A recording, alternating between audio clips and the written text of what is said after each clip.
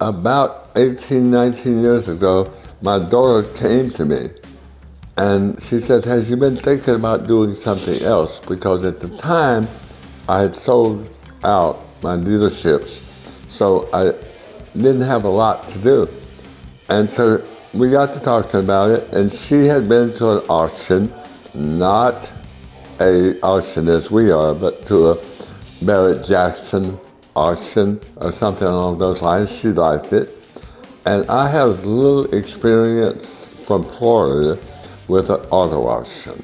Moved to McAllen, got into the automobile business in McAllen, and so I said, well, I always wanted an auto auction.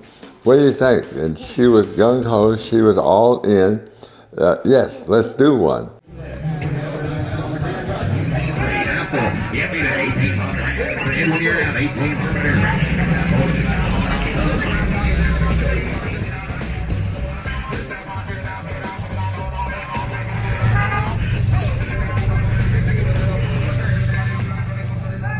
It was way more complicated than I had envisioned it to be, and it was also a lot more money involved in it than I thought. I thought we could do it on kind of a shoestring basis, and when we opened, I didn't realize what it took in order to maintain it. So when our very first sale, we were really, really financially in trouble.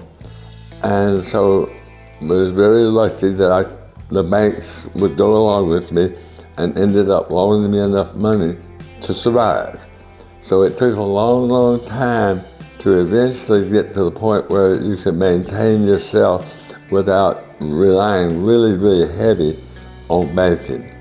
We owed money, so there was more money invested than we had originally put in.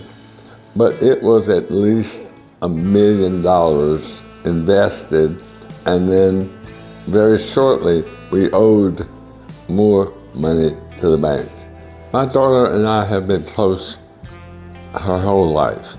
When we started the restaurant business, she and I have always seemed to think alike, act alike, maybe unfortunate for her, but she is a lot like me. When she decided that she would like to have something else to do, and we started the auto auction, she's been right beside me, just pushing. She always respects my opinion, but she is way better at implementing technology than I am, so I have to rely on her. I think as a team, she and I work extremely well together. I know this maybe sounds strange, but I don't think that she and I have had a cross word from a business standpoint since we started.